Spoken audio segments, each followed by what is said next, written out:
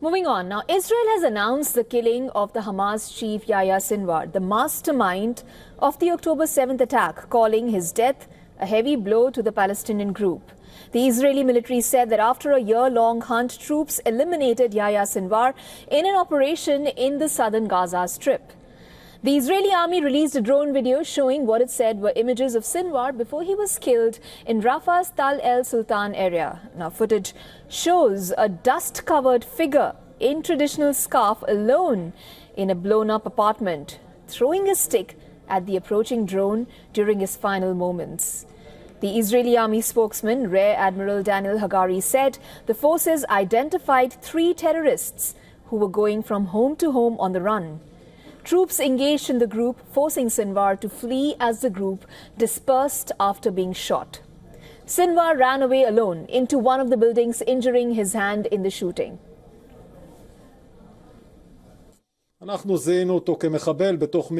We identified him as a terrorist inside a building.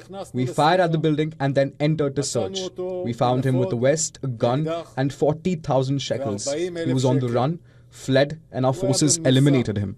While Israeli army for a year had been hunting for its most wanted target in Hamas's tunnels beneath Gaza, they had a chance encounter with him in the ruins of the Gaza coastal strip. Reports claim the IDF troops called for a tank to fire into the building when they saw Hamas fighters entering a building in Rafah. Afterwards, the soldiers found 3 dead men in the rubble and were struck by the familiar look of one of them. First, the troops noticed a mole next to the man's left eye. Then, his chipped teeth matched photos of Sinwar's mouth.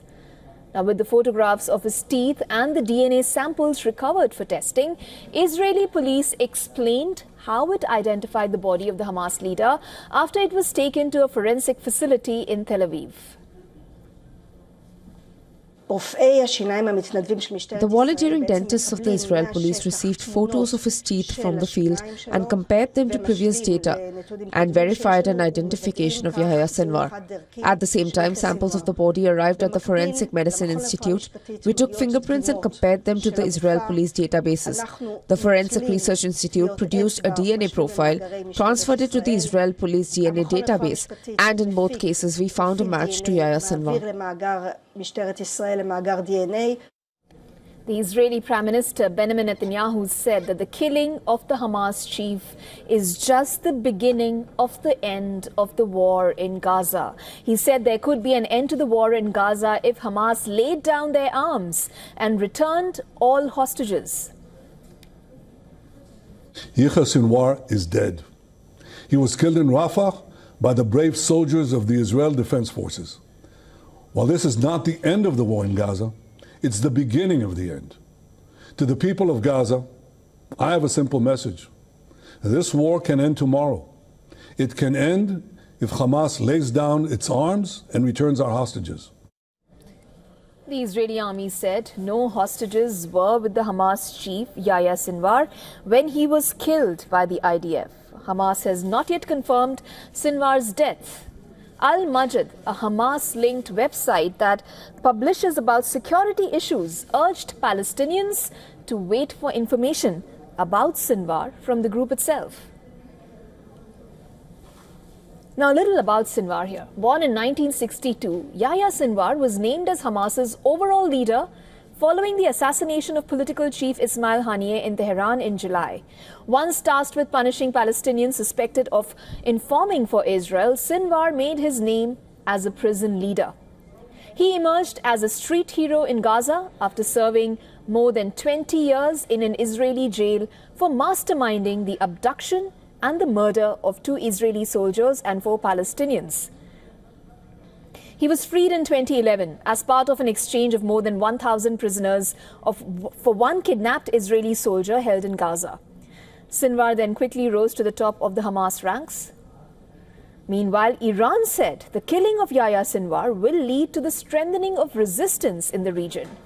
Tehran's mission to the United Nations said he will become a model for the youth and children who will carry forward his path towards the liberation of Palestine.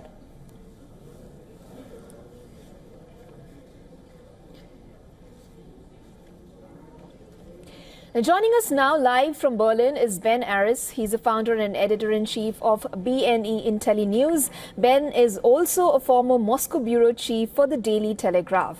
Hi, good to have you with us, Ben. Now, Joe Biden has released a statement confirming Sinwar's elimination as confirmed by DNA tests. He says that it was part of an operation whereby after October 7th last year, he had directed special operations personnel and the United States' intelligence professionals to work side by side with their Israeli counterparts to help locate and track Sinwar and other Hamas leaders hiding in Gaza. Now, Biden also spoke of how there was an opportunity now for a day after in Gaza without Hamas in power. And I'm stressing on this for a political statement that provides a better future for Israelis and Palestinians alike. And may I reiterate here that he spoke of without Hamas being there in power.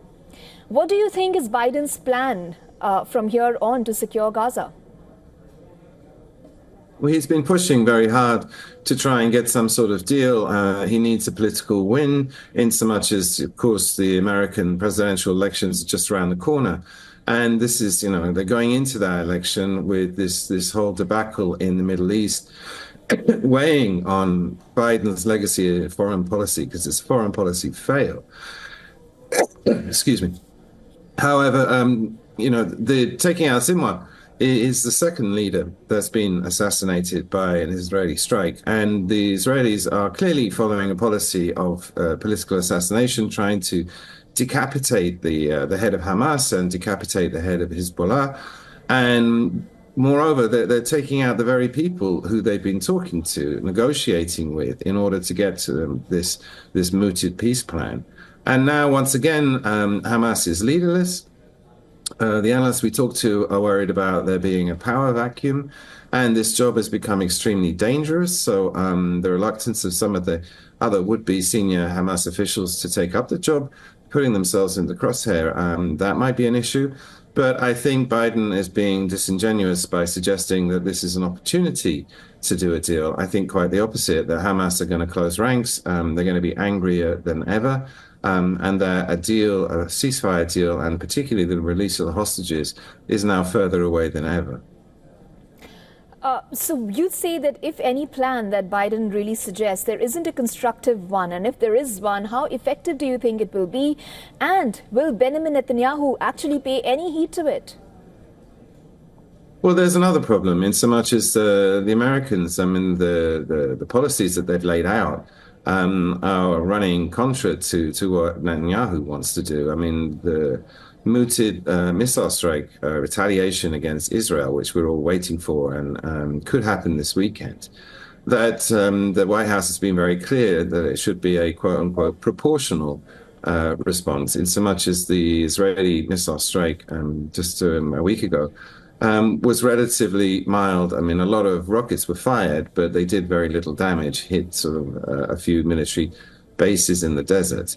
And Israel is, or the speculation is, Israel's going to strike back and take out either the nuclear research facilities that are supposed to be refining uranium, or that they'll hit military targets, and the oil refineries, Iran's oil refinery, which is very significant. And the White House is dead against that because it will see oil prices spike. But Netanyahu said, all right, we take the American comments on board, but we will, quote, do what we want to in Israel's national interest. And so Biden coming up with a plan, I think, the one to listen to is Netanyahu. He's basically calling the shots, and he's acting with impunity, and he's made it clear that he's not being dictated to by the states, and the states actually has very little leverage over him. Right. The White House said last week that they've given Israel a sort of stern 30 days deadline in order to, bring this whole thing to an end. Otherwise, they threaten to reduce arm supplies to Israel. But again, I think that's fairly hollow. Of course, the deadline boots beyond the elections. And so basically Biden's handed the responsibility for this whole mess off to whoever wins on November 5th, be it Harris, be it Trump. Ben, very quickly before I try and squeeze in another question, do you think a political settlement in Gaza is possible without the Hamas, as Joe Biden suggested? That's very difficult. I mean, it's assuming that Hamas is now leaderless, that, you know, it's effectively been decapitated with this assassination. But I don't think that's true. I mean, terrorist groups are notoriously, you know, multifaceted, multipolar, that there's going to be somebody else that's going to step into Sinwar's shoes. And that the basic argument they have with Israel, and particularly following the death of 42,000 people, mostly civilians, the majority of them women and children, that the outrage, the anger is so strong that there's no motivation on the Palestinian side to give up. And, you know, if it's Hamas or if it's someone else, they'll keep fighting. Okay. Ben, also very quickly, it's been a year since the conflict began in Gaza. There has been a series of eliminations, one more biting the dust, as Joe Biden may have suggested. Will it really have any bearing to the conflict-ridden stalemate that seems to have reached upon in the Strip now? It's a horrible situation, and I think the Israelis have shown that, you know, for them it's a historic opportunity in order to secure their northern border in particular, and also to denigrate both Hamas and Hezbollah, which has been, you know, a thorn in their side, a threat hanging over their heads. And now we are, in effect, in wider war, that you've got Israeli troops who have invaded southern Lebanon, that there's no reason why the Israelis are going to stop. They have various war goals, and that's really to run down these terrorist groups that they're afraid of, who have threatened them existentially. And so they're going to make full advantage of that. And if you look at the aggression, the amount of resources that Netanyahu has been pouring into this, you know, he has no interest at the moment in stopping this until, you know, he feels that he's effectively run these troops down so that they can't attack Israel. Thank you so much, Ben Aris, for your time and for your thoughts on the broadcast today. My pleasure. For all the latest news, download the WION app and subscribe to our YouTube channel.